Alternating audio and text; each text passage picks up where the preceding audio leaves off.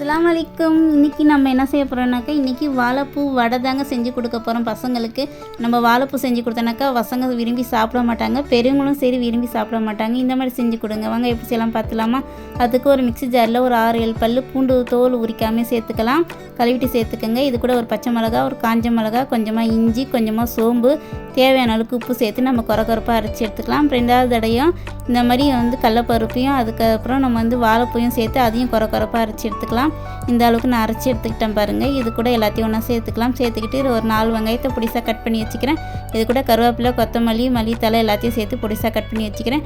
எல்லாத்தையும் சேர்த்து ஒரு தடவை மிக்ஸ் பண்ணிக்கலாம். உங்களுக்கு தண்ணியாக இருக்கிற மாதிரி தெரிஞ்சிச்சுனாக்கா இது கூட 1 ஸ்பூன் அளவுக்கு நம்ம அரிசி மாவு சேர்த்து நல்லா பொரிச்சு எடுத்துக்கோங்க. சாஃப்டாக இருக்கும், மொறுமொறுப்பாக இருக்கும்.